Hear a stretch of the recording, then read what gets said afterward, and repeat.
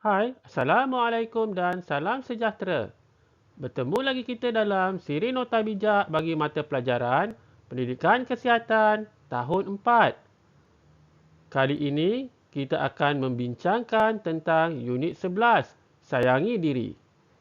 Tajuk perbincangan kita kali ini adalah pengantunan seksual kanak-kanak dengan subtajuknya Elak Terpedaya. Bersama saya, Cikgu MHS.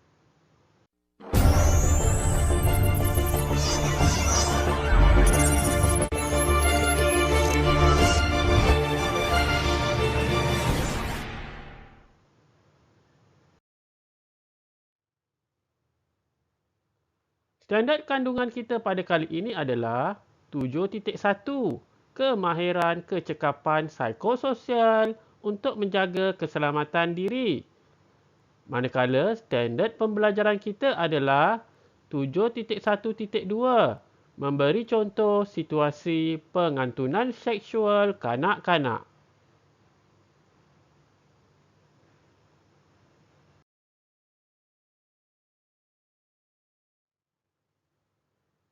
Isi pembelajaran kita pada kali ini akan merujuk halaman 91 buku teks Pendidikan Jasmani dan Pendidikan Kesihatan tahun 4. Mari kita baca bersama-sama apakah yang tertulis di halaman 91 buku teks kamu. Cikgu Sufian menjelaskan beberapa contoh situasi pengantunan seksual kanak-kanak.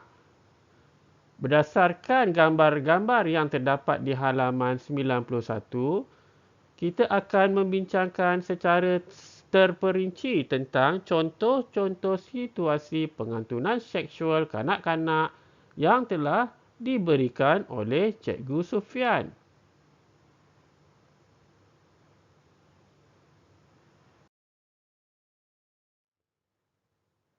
Sebelum kita meneruskan perbincangan kita tentang contoh-contoh situasi pengantunan seksual kanak-kanak, terlebih dahulu cikgu ingin mengingatkan semula kamu kepada maksud pengantunan seksual kanak-kanak. Sebenarnya, maksud pengantunan seksual kanak-kanak ini pernah kita bincangkan dalam isi pelajaran video kita yang lepas. Bagaimanapun, untuk mengingat semula kerana ia akan mengaitkan dengan perbincangan kita seterusnya, maka cikgu akan mengulang semula tentang maksud pengantunan seksual kanak-kanak. Pengantunan seksual kanak-kanak ialah hubungan emosi yang terjalin antara orang dewasa dengan kanak-kanak. Tujuannya adalah untuk mendapatkan kepercayaan mereka bagi tujuan melakukan perbuatan berunsur seksual ke atas kanak-kanak tersebut. Ini adalah maksud pengantunan seksual kanak-kanak.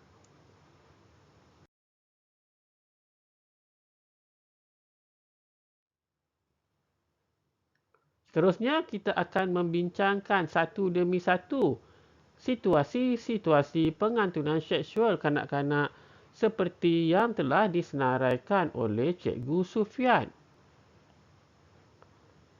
Yang pertama, situasi pengantunan seksual kanak-kanak ialah mendapatkan maklumat peribadi kamu. Kebiasaannya, orang dewasa yang berniat jahat akan terlebih dahulu mendapatkan maklumat peribadi kamu untuk mengenali kamu dengan lebih mendalam. Ini adalah untuk memudahkannya untuk rapat dengan kamu kerana telah mengetahui tentang peribadi kamu.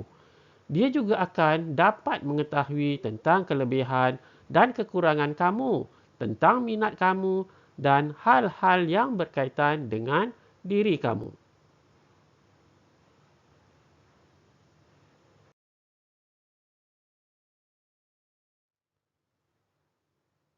Situasi kedua yang disenaraikan oleh Cikgu Sufian adalah bagaimana orang dewasa yang berniat jahat itu akan mencari peluang bersendirian dengan kamu. Orang dewasa yang ada niat jahat sentiasa akan mencari peluang untuk mendekati kamu dan seboleh-bolehnya akan mencari peluang bersendirian dengan kamu. Peluang ini akan lebih mudah diperolehi jika kamu ada masalah dengan keluarga kamu atau dengan rakan-rakan kamu. Dia akan memujuk kamu untuk menampakkan seolah-olah dia mengambil berat terhadap kamu.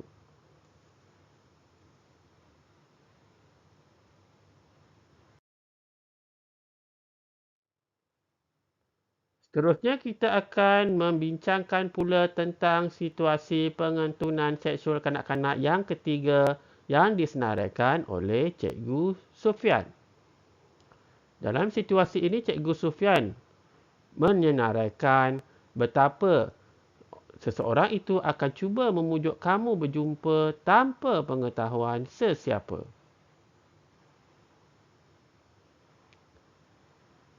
Kamu seharusnya berhati-hati apabila ada seseorang yang tiba-tiba mengambil berat terhadap kamu. Oleh kerana orang itu kamu kenali, maka akan menyebabkan kamu percaya kepadanya. Secara perlahan-lahan, dia akan memujuk kamu untuk berjumpa dengannya tanpa pengetahuan sesiapa. Mungkin kerana sikapnya yang nampak baik dan mengambil berat, boleh menyebabkan kamu terpedaya dengan pujukannya.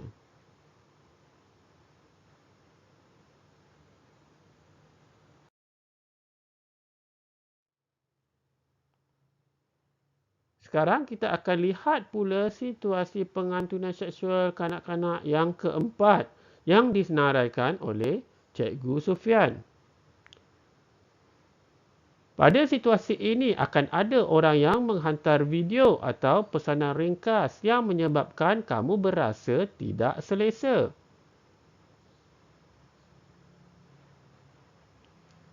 Ada setengah orang dewasa akan menghantar pesanan ringkas ke telefon bimbit kamu sebagai satu cara untuk rapat dengan kamu. Sebagai permulaan, mereka mungkin bertanya khabar dan bercerita tentang sesuatu yang sama dengan minat kamu. Lama-kelamaan, mereka akan mula menghantar video dan pesanan ringkas yang berunsur tidak baik untuk mempengaruhi perasaan kamu.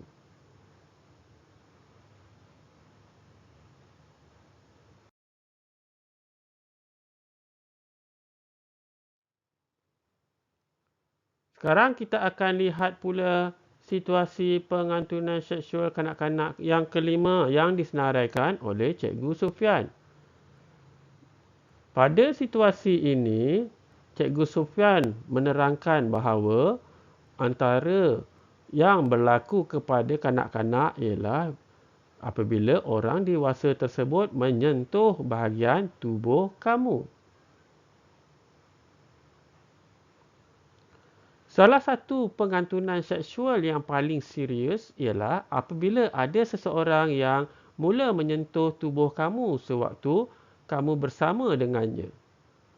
Kadang-kadang ada kanak-kanak yang tidak menyedari tentang niat jahat orang itu kerana orang itu adalah amat dikenalinya. Ada juga yang menyedarinya dan rasa tidak selesa tetapi takut untuk menolaknya. Kamu seharusnya dapat membezakan sentuhan yang baik dengan sentuhan yang berniat jahat.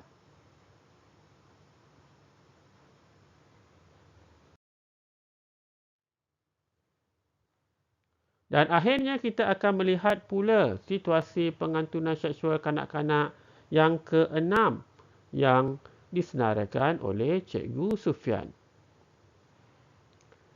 Pada situasi ini, seseorang akan memberikan pelbagai hadiah, layanan istimewa serta pujian kepada kamu.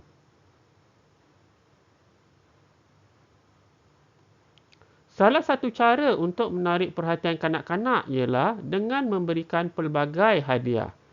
Kanak-kanak mudah percaya kepada seseorang apabila diberi hadiah dan selalu diberi kata-kata pujian. Pada masa yang sama, apabila kamu sudah mula percaya dan selesa dengan orang itu, maka mudahlah tugasnya untuk mempengaruhi kamu dan menyebabkan kamu akan mengikut cakapnya.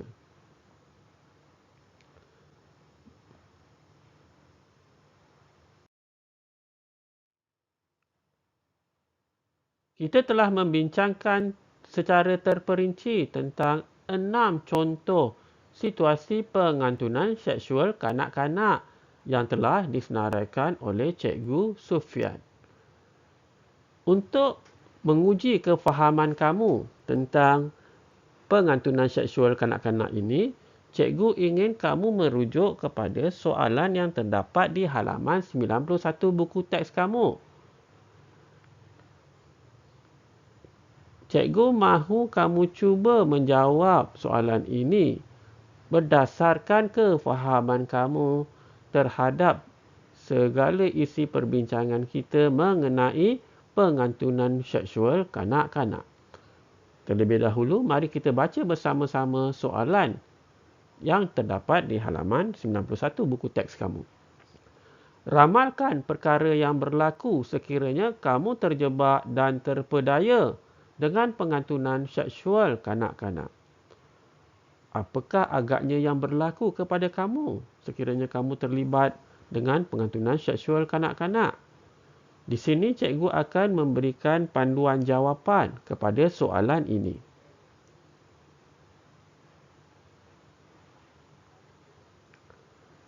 Ramai kanak-kanak yang langsung tidak menyedari yang mereka terlibat dengan pengantunan seksual.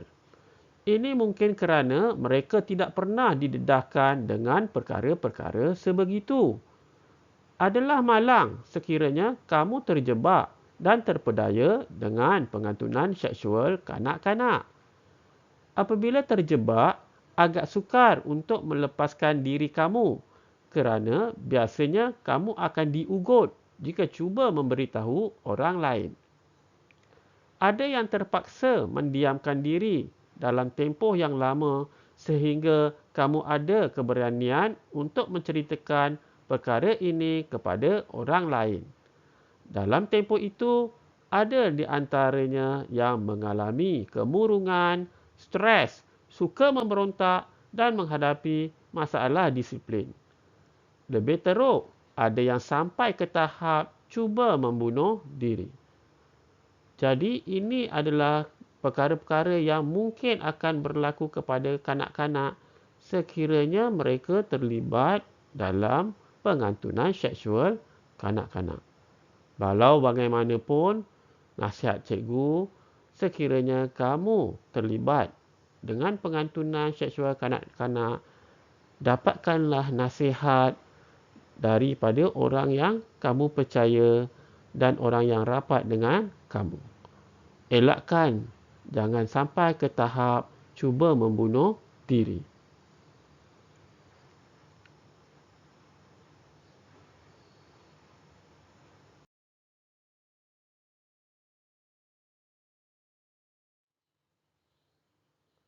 Alhamdulillah, selesai sudah perbincangan kita tentang pengantunan seksual kanak-kanak dalam tajuk Elak Terpedaya.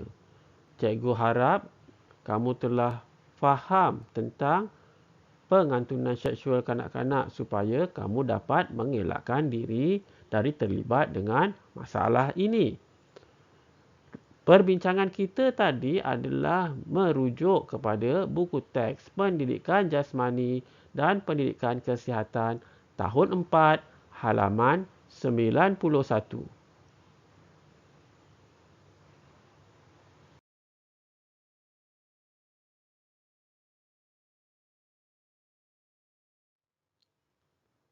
Semoga apa yang disampaikan tadi memberi manfaat kepada anda semua. Seperti biasa, jangan lupa like video ini dan subscribe My Sana Sini channel. Bahan menarik, murid tertarik, pasti hasilnya terbaik. Bertemu lagi kita pada masa akan datang. Sekian, terima kasih.